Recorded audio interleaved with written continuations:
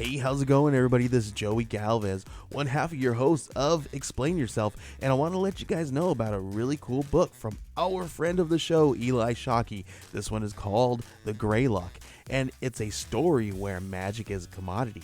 Potions are sold at corner stores. Orcs and dwarves earn a living in cubicles, not on the battlefields. But there are those who resist the house's magic's laws. Branded a criminal and forced to live as a wand for hire, there is a spell slinger they call the Greylock. Check this one out. You guys can pre-order issue 3 right now with code JAN241939, and make sure you guys are heading over to your favorite LCS and letting them know that you want Greylock number 3, and maybe pick up the first 2 issues. You could do that at the Scout web store. So make sure you guys are grabbing the Greylock number 3, JAN241939 at previewsworld.com. Okay, everybody, we took this week off, but we're going to share one of our classic episodes. Enjoy.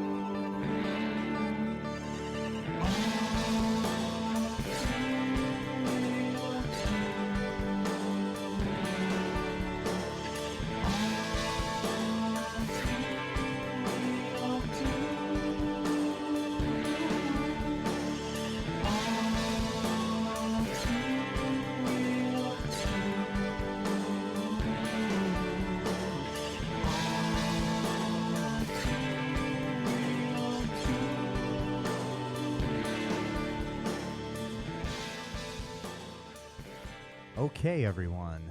Welcome to the latest episode of ALL2REELTOO podcast with your host, that is me, Michael E. Cullen II, and my co-host, as always, is Matthew Haas. Hello. That was very assertive. Good to be here. I'm glad you're here, too. Hello, audience. I think they heard you the first Glad time. you're here. Sorry, I'm getting used to this. Okay, Matt. We're good. Okay, anyways, today on the show, we're going to continue our little delve into direct-to-video sequels to more popular films. This time, we're talking about the third movie in a series, in a trilogy of movies in the Honey brand. No, I'm not talking about the Honey, like the movie with dancing and Jessica Alba and whatnot. I'm talking about Honey, I Shrunk the Kids. Okay, so that's the series we're talking about. It was followed theatrically by the movie Honey, I Blew Up the Kid. And then Disney decided, hey, Honey, I Blew Up the Kid didn't do as good in the theaters as we hoped it would. So we're going to take a little break. And then a few years later, they decided to release direct-to-DVD or VHS at the time, in 1997, Honey, We Shrunk Ourselves. Because why not? Wayne Szalinski, played by Rick Moranis, is such a brilliant, brilliant scientist that not only did he shrink his kids once, he then went on to blow up his other kid. Not explosives. No, but made him big. Yeah. And then, after that, was so smart that he shrunk himself, his brother, his wife, and his sister-in-law. Very smart, right, Matt? Yeah, all of this, mind you, because he was trying to shrink a Tiki Man statue that was an eyesore in this one, house. yes. And then he accidentally shrunk his brother and him. And it's funny because his brother literally even says, I think the thing's powering up again. He goes, oh, no, it's not happening. So Yeah, it's like he's very smart. Very smart. I actually would add a subtitle to this movie called Honey, We Shrunk Our Paychecks. But, Yeah. you know. Yeah, we shrunk the paycheck for the whole movie. Yeah. Yeah, for everyone. involved. Okay, so let's get into the brass tacks here for this. All right. Okay, all right. So, like I said, it was a 1997 direct-to-video sequel to Honey, I Shrunk the Kids and Honey, I Blew Up the Kid.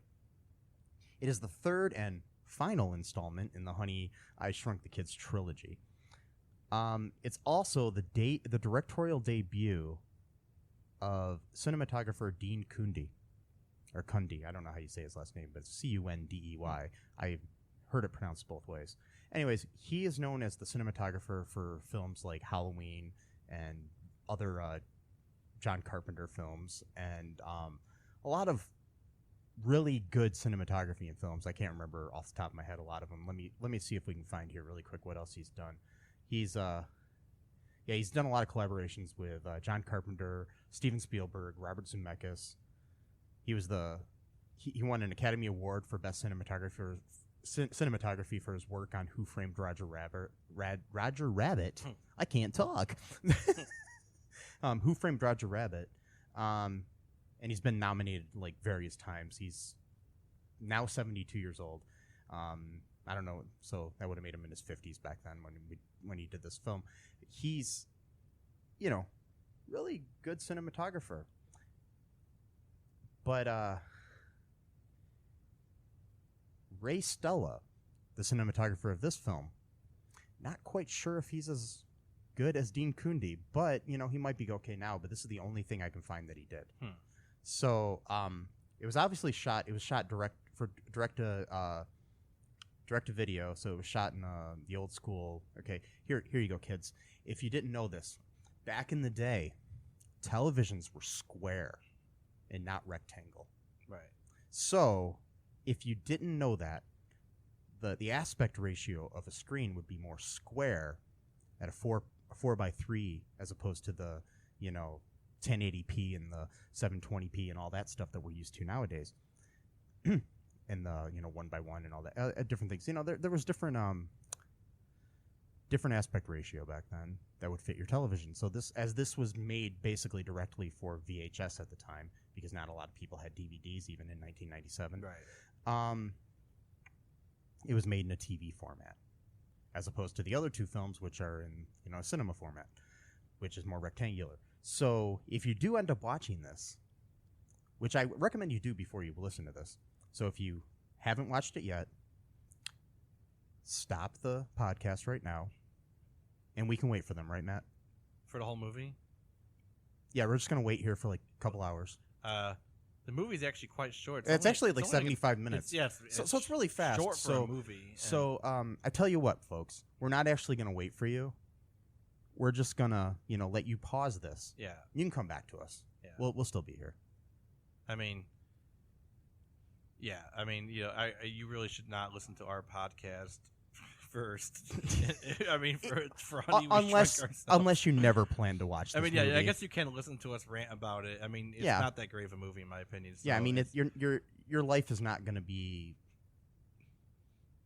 greatly enhanced by watching this. In either way whatsoever. You're going to be ambivalent at best. Yeah. I mean, it's kind of like, how they always say, like, if you have Chinese food and then like an hour later you're hungry. Mm-hmm. That's kind of how I felt after watching this movie. Yeah, me too. I wasn't that much like culturally fulfilled. I was like, what am I gonna do now? I almost wanted to go back and watch the original. Yeah. Just to feel a little bit better, but I didn't. Anyways,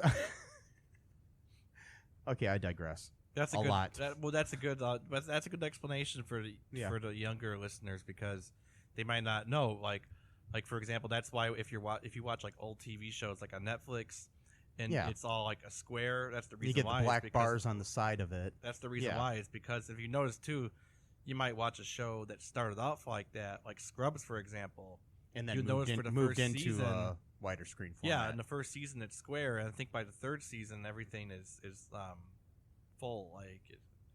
And I'm pretty sure that Scrubs was actually one of the first shows to ever shoot in HD. Oh, really? Yeah. Oh, wow. Little randomness. That's cool. So anyways, that's a good explanation for about that.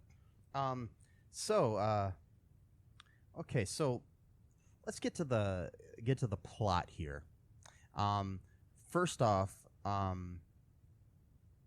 maybe we should talk about who stars in this movie first. Okay, the only returning actor from any of the previous films is Rick Moranis. as Wayne Zelinsky, a scientist at Zelinsky Labs, which he now owns. Before he was like worked for somebody in the other films. I don't know. It's been a while since I've seen the other two, honestly. So, and I honestly don't really care for the second one at all. Yeah. So, I actually like this one better than the second one, which is weird. Maybe I just like it when you shrink things. I don't really like it when you make things big. Yeah. But okay, Rick Moranis was there. You also have his wife is returning, but she looks different. In the first movie, she was played by Marcia Strassman, and in the second movie as well. And now she's played by Eve Gordon. I'm not sure. Maybe part of that shrinking paycheck thing, they couldn't afford Marcia Strassman anymore. I don't know. Eve Gordon's done a lot of stuff too, but prior to this, she really hadn't done much. But I mean, it's not that big of a deal. I mean, sadly, this was when we're at a time where the what they call the Brechtel test, which you would put onto a film to register how great the female characters in a story are. You know, you can put that on a film or a book or anything like that. Basically, how strong they are and stuff like that. Back then, pretty much women were regulated to wives and girlfriends. Oh, okay. Sadly, so unfortunately, the character of Diane is pretty just interchangeable. You could put any actress in that role, and it really wouldn't matter. She's a little stronger in this movie, I think, than the other ones. I mean, she was always kind of a strong character, but it's just, I don't know. I'm just saying that it kind of sucks that they recast her because I like continuity, but what are you gonna do when it's direct to video?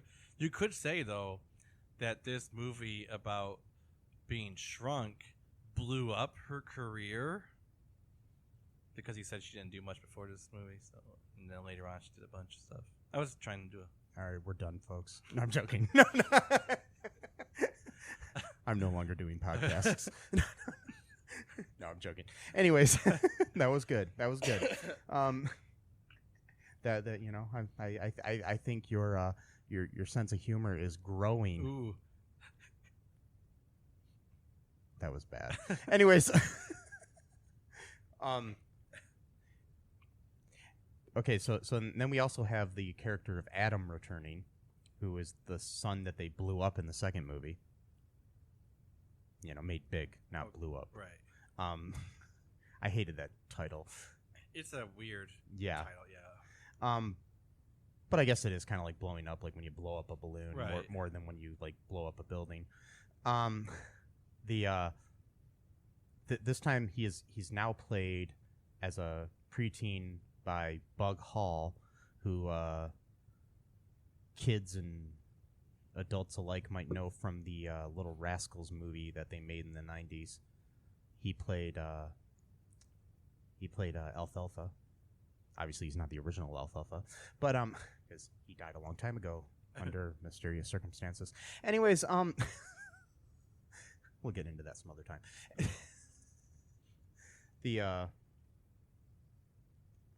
So basically, let's get to the plot here, Matt. Do you remember much of the plot? Like, I'll have you try to explain this to us. Basically, I think it was like he's got his own lab now, and was supposed to be doing this conference or doing this big presentation, and didn't really go so well. And then his wife had a vacation scheduled, and she was going to go with her sister-in-law, and he was basically going to watch the kids. That was the plan, at least. And then she demanded that he get rid of his Tiki Man statue because it was such an eyesore while she was gone.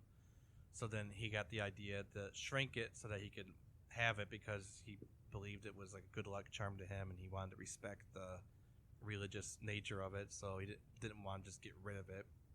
So he shrunk it, and that worked, but then his brother was there too or something, and his brother works at the company. Yeah, his brother works. Yeah, and then his brother was there, told him not to do it because he was actually forbidden to use that machine ever again by like the FDA, which is. But there was a committee that involved the FDA and his wife.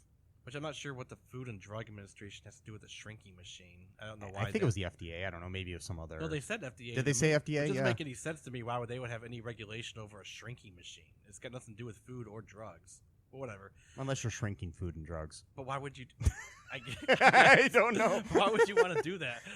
Here, I'm going to shrink my food and make it Well, less. I think one of his ideas, I think his original idea for the machine in the first movie, if I'm remembering correctly, was something about the fact that he could enlarge the size of food with it, even though it was a shrinking ray, but I guess it was a size ray thing, and he could make, and maybe that was in the second movie or something like that, where you could take like a watermelon and make it really huge, and then a lot of people could have watermelon. Okay, I got you. So that way yeah. you would have to spend less money on food. Okay, all Yeah. right, that makes sense. All right. I guess that makes sense why the FDA was telling them they can't do it. Okay, Yeah. so his brother says, no, don't do it, but he does it anyways. Oh, wow, it works. So they're like all excited about it, trying to find, the Tiki Man because it was so tiny. And then they were right in the, the square area where the machine shoots at. And then, his brother says literally, oh, I think it's powering up again, because you can quite clearly hear that it's powering up. It makes the same exact sound as it does right before it shoots something. And then Rick Moranis' character, a genius by the way, supposedly, oh no, it won't do anything unless you hit the button. It seems like he gets stupider by each movie. He does. He gets dumber by each, and then like just conveniently, there's like a bunch of billiard balls that are just by the area, and it has got this little lever that or something. Yeah, it's like a croquet mallet gets knocked over and knocks one of the balls onto the machine. Yeah, and then it sets off the button. The machine looks different, by the way, than it did in the other movies. It didn't have that whole little Rube Goldberg sort of apparatus on the top that that seemed to fit a billiard ball perfectly, so it could go down and hit the button to turn it on. Right. It just seemed like very convenient. Yeah, very, or inconvenient. Yes, for that matter. But yeah. So basically, I mean, what you're saying then they end up shrunk. The Diane and her sister-in-law Patty, played by Robin Bartlett from Mad About You, among other things, come back from they're on their way to their vacation. They come back because okay, first off, the reason that they were running late to begin with. Okay, I want to point this out. The reason that Patty and Gordon, who is played by Stuart Pankin, who is known to a lot of kids for being the voice of the father on the Dinosaurs TV series. Known to a lot of kids, yeah. Yes. It's a very popular show. Known to a lot of kids in their 30s and stuff. Yeah, but anyways,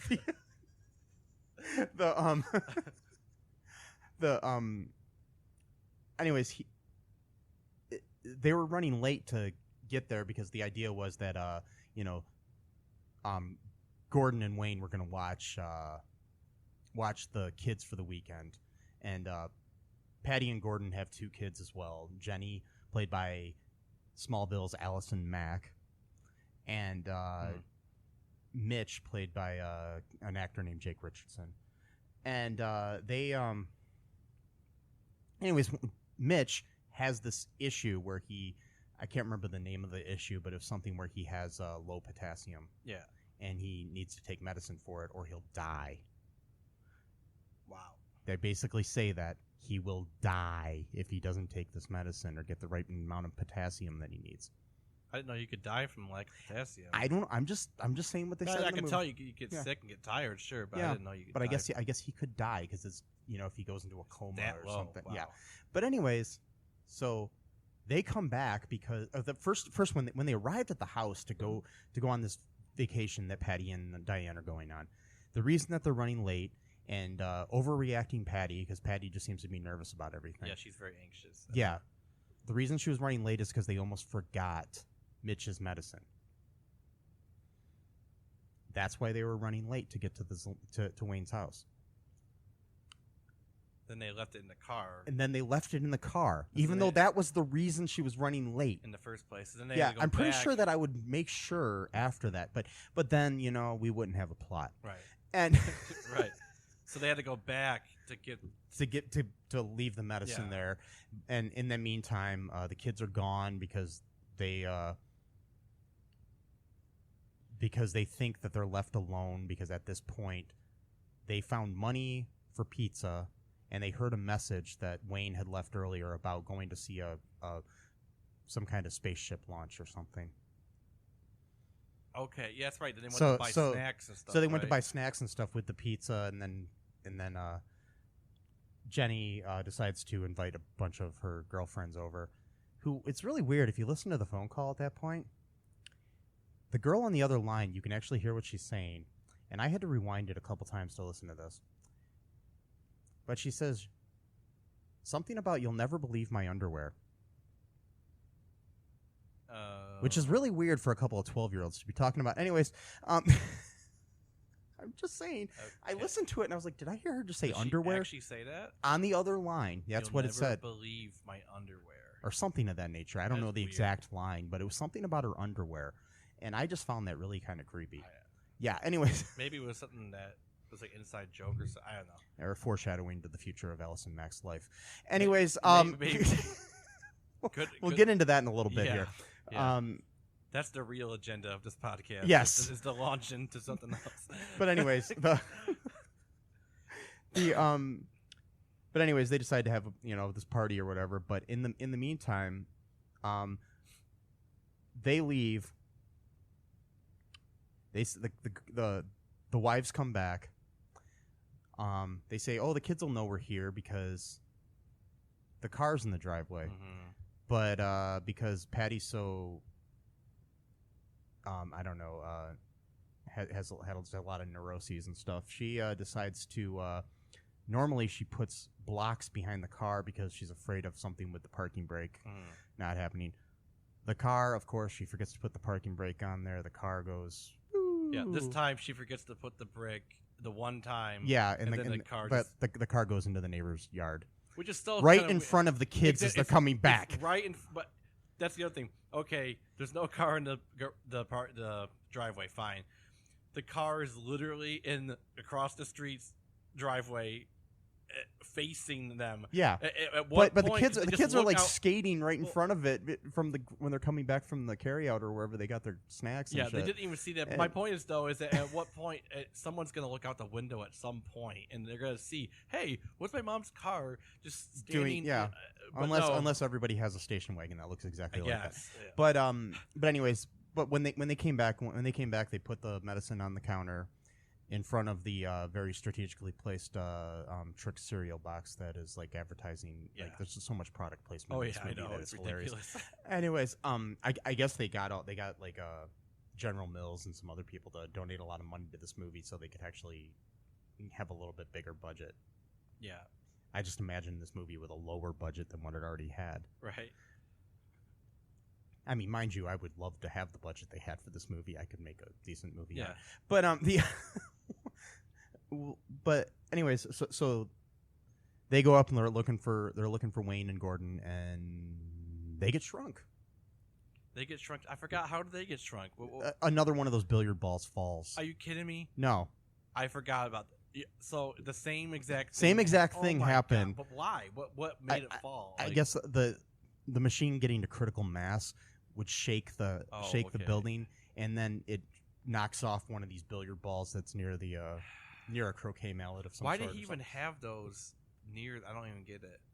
Was he playing with the croquet mallet while he was doing stuff with? I mean, whenever I have a shrinking machine, I always make sure that I have a shelf right near it with billiard balls on it. It's just this weird thing that us scientists like to do. Yeah, I'm a scientist, by the way. Did you know keep that? saying billiard balls. They're croquet balls, right? They're probably croquet balls, but they look like I couldn't tell though if they were croquet because I never played croquet. It's but just like a the balls, but I think they're pretty similar balls, anyways. They're like whatever. Whatever kind of balls they were. Yeah, you got to keep those near your shrinking machine. Well, it's required by federal law. Yeah.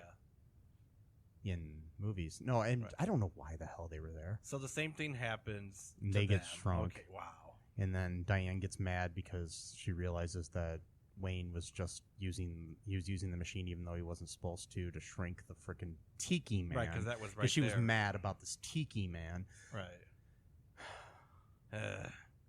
My thing is, it's like, let the dude have some fun. He wants a Tiki Man. It's like, let him have something stupid that he like. I mean, it's not stupid, but just the way it looks dumb in a house like that, just sitting there. But so what happens then? I forgot. They're trying to find. They climb up a wicker chair. I forgot for what reason. Oh, to let the kids know they're shrunk. Yeah, and to try to get outside, and they get down. They take a fishing line down to the next floor.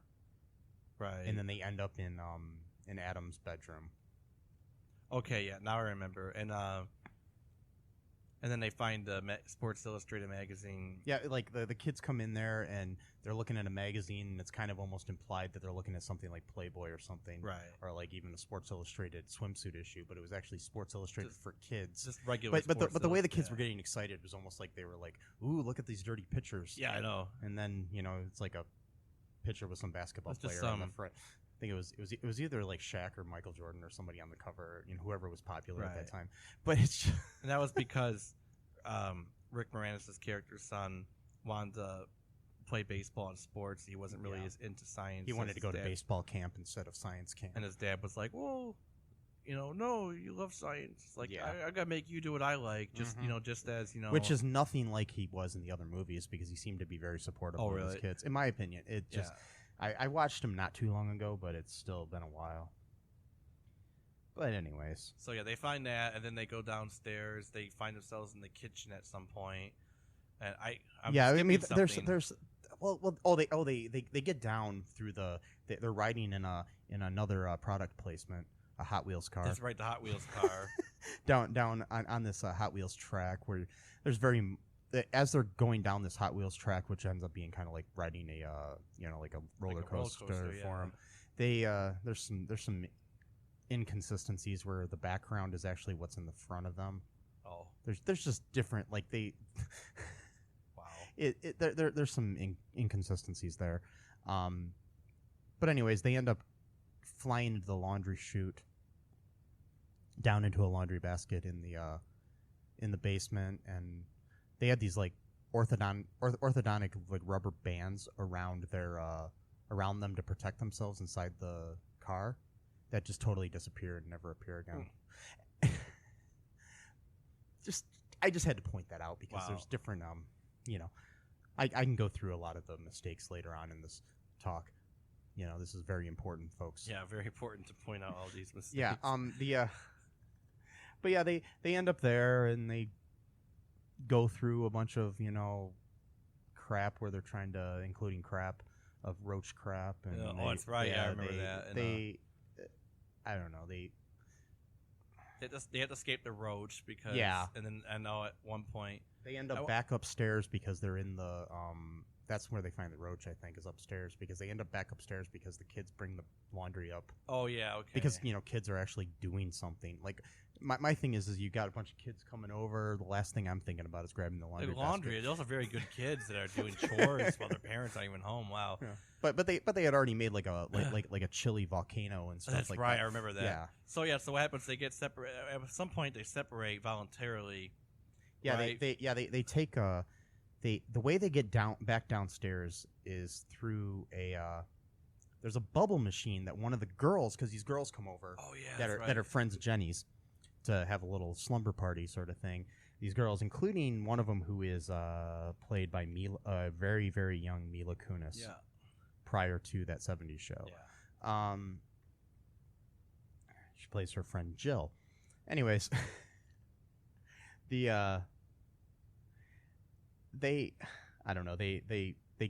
one of the girls brings a bubble machine because no party is complete without a bubble machine. No, it's not. And it really isn't. Yeah, no, I mean, every party I've ever been to and there isn't a bubble machine, I walk right out. I mean, I would. Yeah. I walk right into the house and I'm like, hey, do you have a bubble machine? And they say no. They say no, and sorry, I'm like, bail. yeah. They're like, hey, we got a live band. I was like, I don't care. No bubble machine. I'm not staying. Right. Like, we got all the food you want and everything. Nope.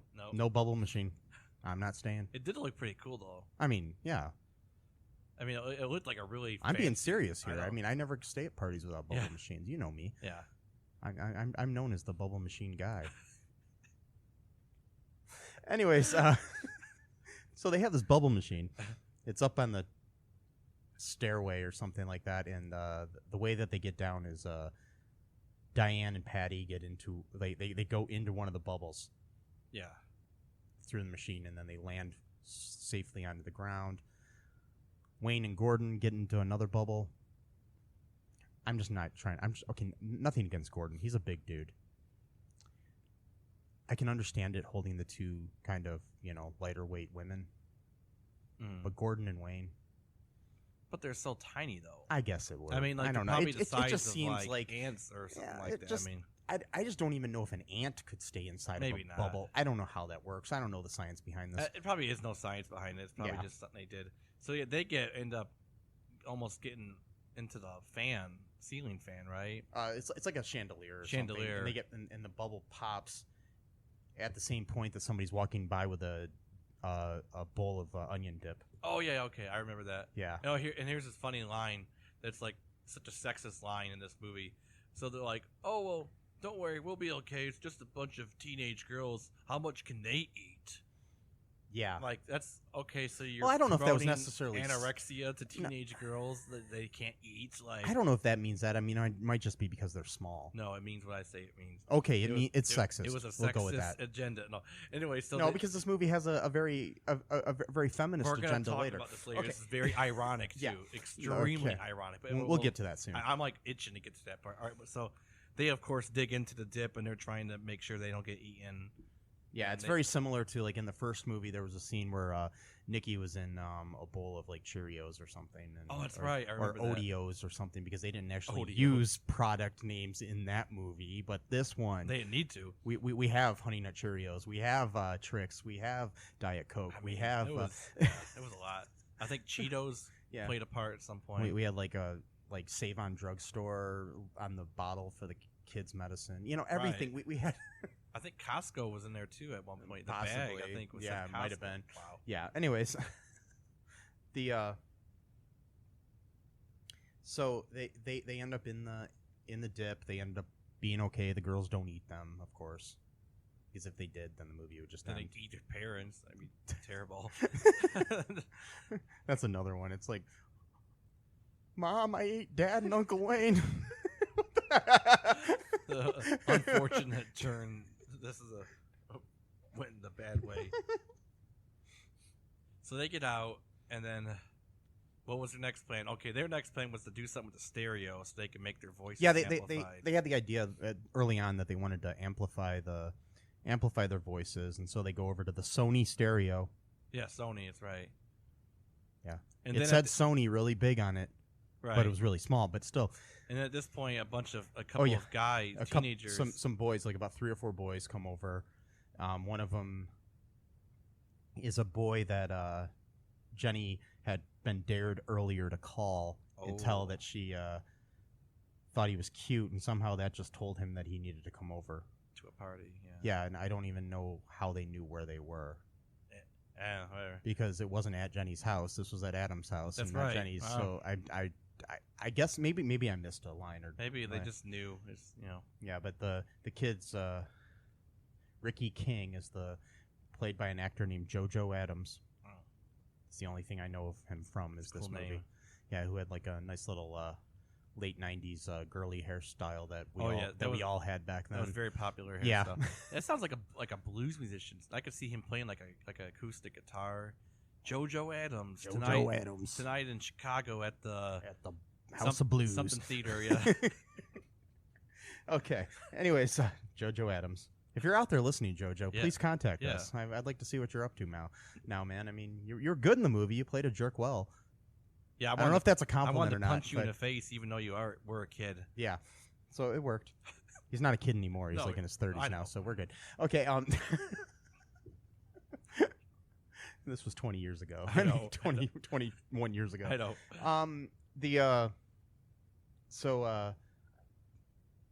Ricky is pretty much Ricky and his little friends are jerks to Adam and Mitch. Yeah, because they're little kids. What are they doing here? Yeah. So, oh yeah, we forgot to mention that I don't know where it is in here, but at one point Mitch almost dies. Oh, that's right, because the moms, so the women, they separate. They go to the kitchen because they're trying to make sure that the medication is seen, because it's like it somehow got hidden, even though when they set it down on the counter in front of the Trick cereal box. Mm-hmm. But somehow between that and when the kids ended up into the kitchen after they went to the carryout or the grocery store or wherever the hell they got their snacks, the bottle of medicine ended up in between the box of General Mills Trix cereal and the General Mills Honey Nut Cheerios box. Yes. Mm-hmm. General Mills. Yeah. If you would like to sponsor us, General Mills, we'd be more than happy to let you. Yeah. Okay. Anyways, contact me at ALL2REELTOO podcast at gmail.com. ALL2REELTOO podcast at gmail.com. Yeah. I'm sorry. Yeah. Anyways, okay, so they can't find the medicine. Mitch sees his mom and his aunt like little. That's right. On the counter. He tells them that, but and then he faints. He's having an episode, so they think he was like hallucinating. Yeah, and then so he faints, and then Adam surprisingly remembers that bananas have potassium in them. And so they feed him bananas, and somehow that saves his life. Oh yeah, I love this scene because like, how did you know that? And it's like, oh well, I didn't say I never listened to my dad talking about science. I'm like, you had to listen to your. I learned that in genius health dad. class. I mean, like, I don't the know. fact that bananas have potassium, that shouldn't have been learned because your dad is a scientific genius. For one thing, what does that have to do? Was he a food scientist? What does that have to do with? Well, the FDA was involved, so maybe he is a so. food scientist. I guess so. I don't know. So anyways, I mean, I can't remember if that happened. If that scene happened before or after the scene we want to talk about. I don't remember. Well, no, it happened. Was it before or after the boys left? Who knows? No. It had to. It happened before. Oh, it had to have been before because the reason that they left was because of the Sony thing. Yeah. Okay. Anyways, we're getting off track here. So the that happens. Anyways, Diane and Patty are still hanging out on the counter or whatever, and then we go back into the room with the kids at some point. After Mitch is miraculously saved by Adam by like 2 bites of a banana. Yeah, which means like, maybe he doesn't need medicine at a store if just 2 bites of a banana can resurrect him and just give him bananas. I mean, I don't know. I mean, this could be a serious disease that we don't know anything about. I don't know. I'm just saying. You're making fun of it. Yeah, I'm just saying. Really there could be somebody listening out there who really has this issue and is happy that a movie addressed it. Exactly. I mean, I don't want to belittle anything. Right. I'm just saying. My thing is like because. But the other thing is too, it's like, okay, there's a weird message in this movie too about not a weird message, but there's like, okay, Mitch is like, his way of being a badass is not taking his medicine. Yeah, I understand kids don't like to take medicine or something, but if it's gonna save my life, right, I would take it. Not really. I mean, and plus the thing is, it must have been something that he's done for years and was just used to. But he says at one point, he's like, I don't even think I need it anymore. Because he all of a sudden is a doctor and knows that he doesn't need it. Yeah. It works too well. It means I can quit. The medicine does its job, which means that's the I problem don't with a need lot it. of people is like if the doctor says, hey, make sure you take this all the time, but you start feeling better and then you stop taking it because you're starting to feel better. But you feel better because you you're took taking it. Yeah, so whatever. Yeah, I'm just saying a lot of people do that. And I mean, Chicken and egg. Yes. Okay, so all right, so at one point, good old, what's his name, Ricky King, played by JoJo Adams, decides to try to get it on with Jenny. Yeah, he tells her that he wants to talk to her in the kitchen. Yeah, alone. Because you know what wanting to talk to somebody in the kitchen means. In a party, yeah. Yeah. You know, usually when I'm at a party, that just means... Oh, I mean, of course, it has to be a party with a I was going to say, bubble you're not machine. at much at parties because most of them don't Don't have have bubble machines. But anytime they've been at a bubble machine and somebody wants to talk to me in the kitchen, it's usually just that somebody wants to talk to me in the kitchen. Anyways, about bubble machines. Yeah, about bubble machines. And, you know, usually, I mean, sometimes if I stay at a party that doesn't have bubble machines, they just want to pull me into the kitchen to ask me why I'm freaking out that we don't have bubble machines. And they're like, Mike, you're going to have to leave because, you know, we're not going to get a bubble machine. And then I'm like, I'm sorry, but I need a damn bubble machine now. And then, like, Mike, if you know, if you want a bubble machine at the party, you should bring your own bubble machine. And I'm just like, I don't have a bubble machine. And then they're like, well, maybe you should solve that and buy yourself a bubble machine, and then you can bring a bubble machine to every party you go to. And then I'd be the bubble machine guy. Yeah, I should look into that. You could be the bubble machine guy. Yes. I always wanted to be known for something. I just carry it around everywhere you go. Yeah. Like, here's my bubble machine. That's actually a good calling card. Yeah. You could be the bubble machine. You think I could guy. get women with that? Probably not, but Okay. you create like a sort of, you know, legend for yourself though, or a myth. You know, the bubble machine guy. He just goes around everywhere he goes, takes a bubble machine. Just It's like, hey everybody, Mike the bubble machine guy is here. Anyway, we're like really Okay, so back to the party. Okay, they're in the kitchen, and good old Ricky King decides to try to kiss Jenny. just lays on a big kiss on her. Yeah. Totally. And she pushes him away. And then it goes. And this is so weird. This whole scene, okay, so, like the whole nation has been like having like this conversation for the past 2 years about like consent. And the Me Too movement means. I mean, this whole like multifaceted debate, like just even goes beyond like, oh well, you know, they didn't say no, so that means yes. Like no, like consent now has like meant like a very very specific like. Which is okay. Yeah. Well, no, what I'm saying is like this is like the conversation that's been going on for like 2 years. Okay, this exact conversation is tucked away in this 1997 direct-to-video Disney movie. And it's like, did they have a time machine? Did they come into like 2016 first and then go back and then? But I mean, because like her mom and her aunt are watching her do this. Yeah.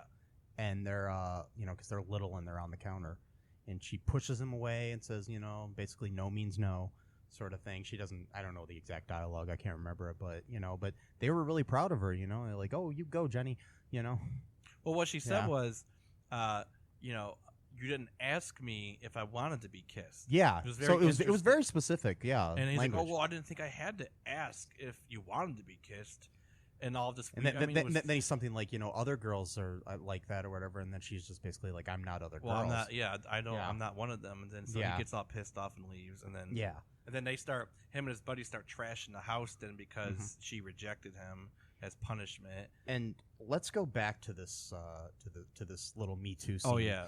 Okay. We're going on a detour here. Okay, this is a nice detour. Okay. If anyone has seen the news since like October of 2017 until now, you've probably heard of Nexium, not the heartburn medicine. No. You know. And I don't think that's related at all to Mitch's medicine at all. No. Anyways, okay. The Nexium is NXIVM is how it's spelled. It is a business success program started by Keith Raniere. And it's basically a cult. And one of its prominent members / kind of leaders in the cult is Allison Mack, who played Jenny Zielinski in this movie. And Miss Mack, as I will now refer to her, has allegedly, I'm going to emphasize allegedly because I don't want to get sued. Oh, yeah, and by the way, it's allegedly a cult. I didn't say allegedly earlier. I meant to say it, and I'm going to say it now to cover my ass. Anyways, allegedly, she has been part of this cult and started a cult within the cult for women. It's supposed to be for women empowerment, called DOS, which the actual name of the thing translates loosely into something about master-slave submission or something of that nature. Whoa. From the original Latin that it was in. Not DOS, but what DOS is an acronym for. But anyways, they're basically a sex cult, allegedly, that have allegedly been starving women to make them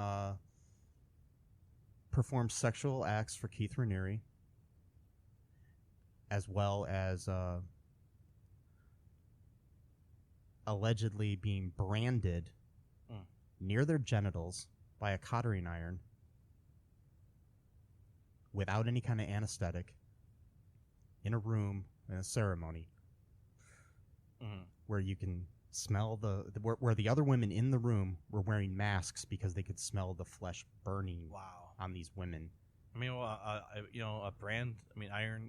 Yeah. I mean, I would do that. And it's not even just like like when you brand a cow. Yeah. It's like a brand. Like you see that where it's just like a fast. A fast brand, like where they just tap them with a thing for a second or two. Yeah. This, they're using this cottering iron, which is like a pen, and drawing the brand. Yeah. Oh, see, I thought it was. Yeah, no, it's allegedly. No, it's not actual, just. No, it's not like a brand. It's like a tattoo almost. It's almost like a tattoo because basically what she has allegedly said is that that a tattoo didn't show the commitment enough. Oh wow! That she that's thought hardcore. there's some and they're basically sitting there and it's because you can imagine like if somebody were to like just stamp your hand with a stamp, right? That takes 2 seconds. But if I were to take time to draw the same thing that was on that stamp with like a Bic pen or something, that's basically the difference between. So being burned for 2 seconds isn't enough. You gotta be burned for like 12 minutes. They said it would take a half hour to an hour to do this. So you gotta be burned for an hour to prove your commitment. Yeah. And Allison Mack is allegedly the second in command of NXIVM and the leader allegedly of this DOS.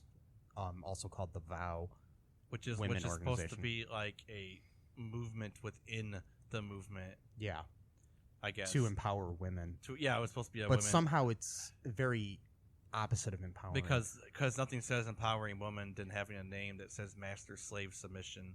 Yeah, and being branded and allegedly being made to have sex with Keith Raniere.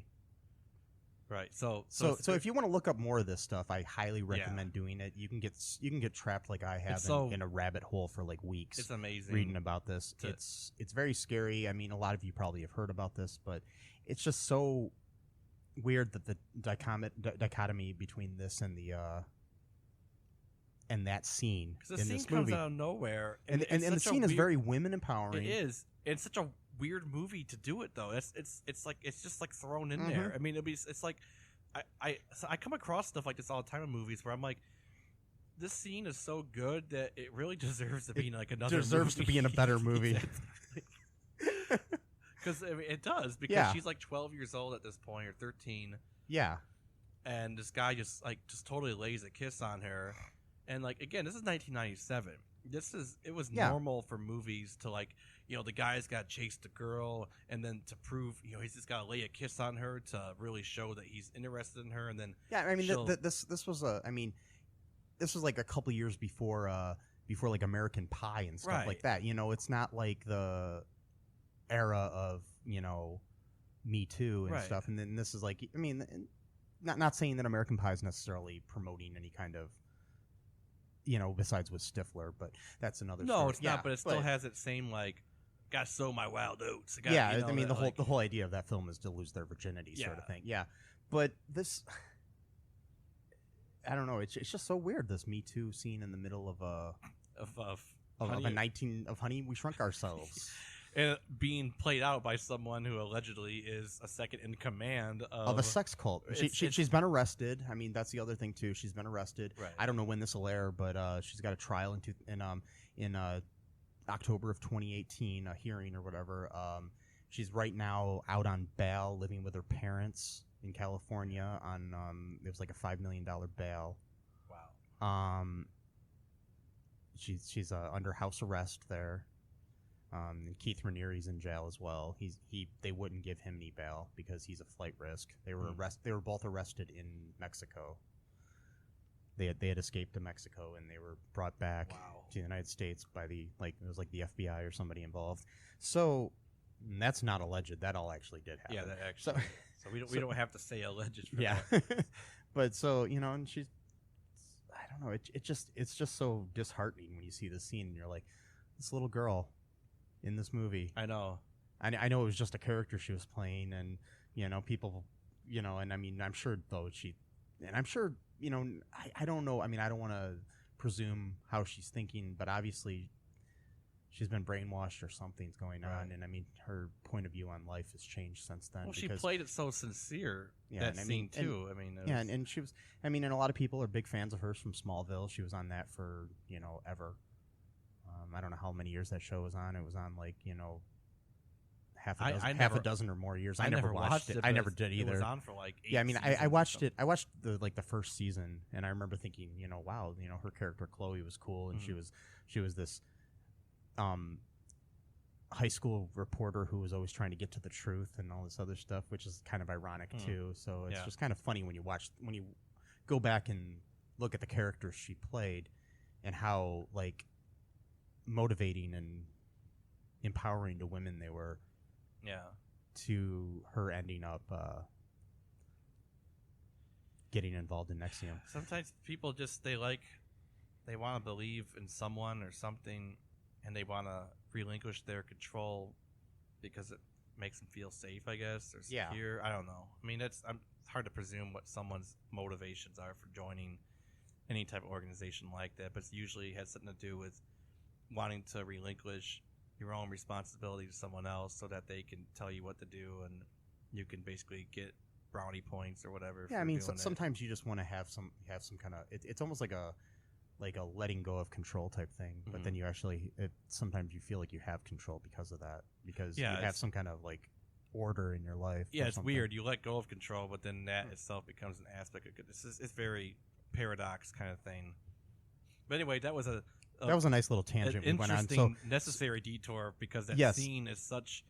It just comes out of nowhere. Yeah, but and it's like wow. And I mean, I planned to maybe mention the whole Allison Mack thing before I saw this movie because I saw she was in the cast, and then I didn't expect the whole paradox or whatever you want to call it between that scene and the reality and it's just kind of weird. But back to the movie though. Okay, after that scene, after the Me Too scene. We have an instance where they finally in the other room, Ricky King and his buddies are messing up the living room, trashing the place, and Wayne and Gordon were working on trying to rewire the stereo system so they could use the speaker as a microphone, which you can do, and use the speaker as a microphone so they could broadcast out to the kids so they could find them and basically save them. And so, and I will tell you this, Stuart Pankin is probably my favorite actor in the movie who plays Gordon. Oh yeah. I don't know, he's just funny. as Wayne's brother. I just find him really funny in the movie. But he does this, they do the scene, Wayne's inside, and I actually was impressed with the set there too, the little inside of the stereo, all the circuitry and everything. It was actually pretty well made set, and that was an actual set as opposed to half the movie seems to be done on blue screen or green screen or whatever you want to call it. Yeah. And but they rewire the thing, and Gordon talks to the kids through it and pretends to be God talking to the kids, and he tells Ricky King where he lives and all this other stuff, and the kids kind of freak out and go home. And then they realize, oh, wait, God sounds like Dad. Jenny and Mitch realize that. Turns out your dad has been God. Yeah, the whole time. And so the basically then we have the whole thing where the movie ties itself up. They get the parents all into little Hot Wheels and carry them upstairs. Hot Wheels. Yeah, Hot Wheels. That was another. They're made by Mattel, by the way. Yeah. And if Mattel would like to sponsor this podcast, you can contact me at ALL2REELTOO podcast@gmail.com. Yeah. I doubt Mattel is listening. They won't, but it's You nice know, to call out. Because I like Mattel. You know, they make good toys like Yeah. Barbie and Hot Wheels and Barbie. I mean, and some other stuff too. Anyways,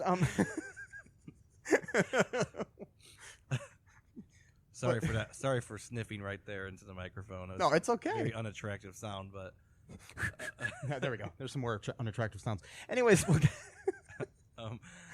but yeah, so things kind of tie up, and they question whether they should make the parents big again because that's right. like out of nowhere, it's like, okay, you guys realize you do need your parents, right? I mean, like, you're 12 years old. It's like, and what, you're just gonna keep your parents shrunk for the rest of their lives? You fucking assholes! Like, yeah, because they're like Adam's something like, I got a hamster cage I could keep them in.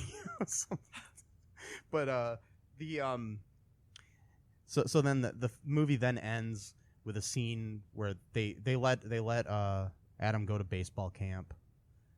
They come back from baseball camp and they pull into the driveway, and Wayne's like, "Oh, I moved the Tiki Man to the backyard," and then they pull up to the house, and quite possibly one of the worst special effects I've ever seen. Blew up the Tiki Man. Yeah, that looks he's huge. Absolutely fucking terrible. Yeah, it's just kind of photoshopped onto the shot. For one there. thing, I'm pretty sure that the entire neighborhood would complain about that, and he'd have to remove it. No one Yeah, wants to usually, see that. I mean. We had a car in my yard one time that didn't run for a little while. We had not in the yard, but in the driveway. We had it for like a couple weeks in the driveway, and a neighbor called us on that. I'm pretty sure a neighbor would call you about a frickin' Tiki Man. Wait, what? Your neighbor called because he had a car in your driveway? Yeah, there was a car that wasn't running for like a month or two or something like that. Or So maybe, what? You're not allowed to have your cars in your driveway? I don't get it. I guess you have to move your car every so often legally. You What? can't have a car sitting in your driveway, and they're stupid Why? laws. I mean, if you park it there in that same spot every day anyway, so what difference does it make? I guess there's some stupid laws. That is so stupid.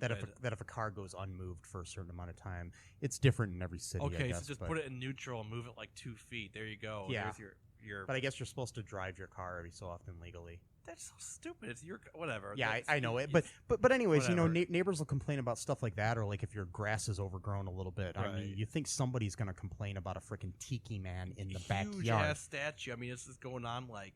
It's at least a story or two taller than the house. It's like. Yeah, that was the end of the movie. That was that. Yeah. I thought that was so stupid when I saw that. And that's how we tied up the whole Honey, I Shrunk the Kids trilogy. yeah. Until they kind of rebooted as a TV series Right. with Peter Scolari a year or two later. Right. But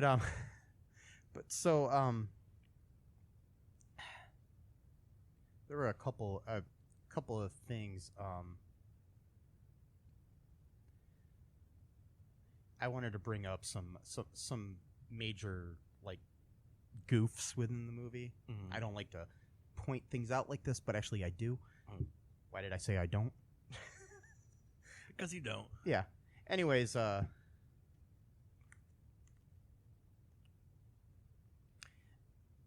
there's a scene where after Mitch has fainted and Adam and Jenny are feeding him a banana. Jenny is speaking to Mitch, but her lips aren't moving correctly. If you watch it, you know, it's the little bit of a dub that's messed up. At around 33 minutes into the movie, when Adam and Mitch are playing with their chili volcano, and it is getting ready to erupt. That thing was like nasty. Yeah. There's a random hand of a crew member pushing the balloon back down into the volcano. Oh wow. Yeah, if you watch it, there's like, I actually remember seeing this, but you know, there's this random hand that is not Mitch's and it's not Adam's, and because they're on the other side of the counter, and the hand is coming from the other direction. Oh wow, I didn't notice that. Yeah, it's so fast you can barely notice it. But there's like another scene. There's I think it's when they're in the when they're inside. I think it's when they're inside the Roach Motel. thing because like they at one point the parents hide inside of a little roach trap to hide from the roach killing them. Oh, okay. I forgot about that. Yeah, they're inside there, and you can actually see the boom pole or the boom mic.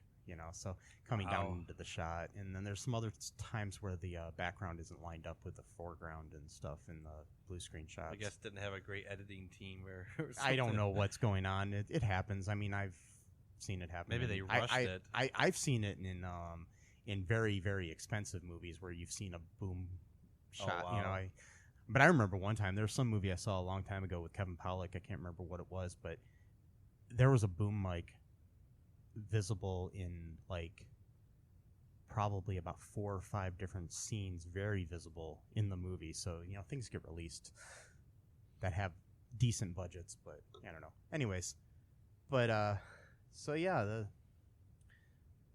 I don't know. There's some other revealing mistakes and stuff in there, but it's just up to you to find them. But I recommend not watching this movie. How about you?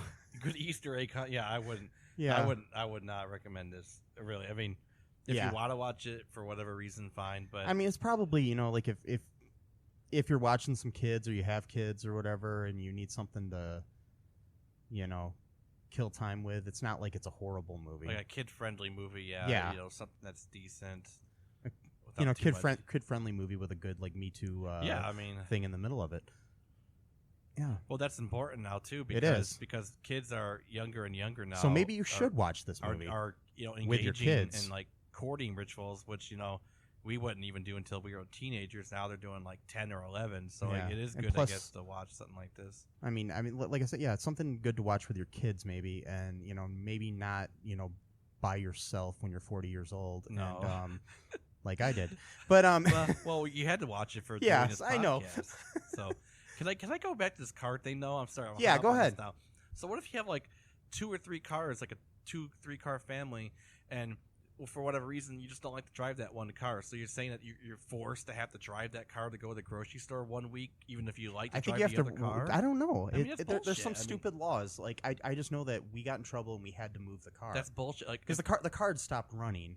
I mean, that's one thing. That's the reason why. But still, I mean, we ended up getting it fixed or something. I can't remember exactly what went down because this was like 20 years ago. It's like, this is my grocery car. Yeah. Car. This is the car I like to go and shop at. So the law is telling me that at some point. But I guess if it's outside, you have to. Like, I mean, obviously, if you have a car inside of a garage, what if you have like a long ass driveway, like at my house, where it's not an eyesore because the car is parked way up close to the house? Maybe that's the difference because I had a shorter driveway. I don't know. I'm starting to think that maybe, but it's whatever. I think it's stupid. I just think it was an asshole neighbor. I think I know what neighbor you're talking about. Yeah. That piece of shit that used to throw beer cans in my backyard. Yeah, and I stuff. should call him a piece of shit. But I don't anyways, trouble, it's okay. It's all right. I remember that guy. Yeah. Yeah. So yeah, I mean, people like that. When I was growing up, people are just assholes. I mean, because this is a weird turn for this podcast. Yes. By the way, here's some word of wisdom, folks. People are just assholes. Yeah. So whatever. Yeah. So yeah. Deal with it, I guess. Yeah. So anyways, I've always been trying to figure out a way to sign off these podcasts. I always ruin it. Maybe the new way to sign off is I just say people are assholes. People are assholes. Deal with it. Deal with it. Don't be an asshole. All right. Anyways, be sure to check us out on cullenpark.com and all that good stuff. Yeah. Anything else, Matt? Oh man, I actually have something to recommend this time, but I've totally forgot about it. Well, no. Oh well. We can do that on the next one. We'll do that next one, I guess. Yeah. Or whatever. I don't know if I want to do recommendations on this one. Oh, anyways, okay. So. All right. So we have so many different podcasts going on. Yeah. It's hard to kind of remember. But yeah. Yeah. So that's all for now, folks. Go out there and be good to each other. Have a good.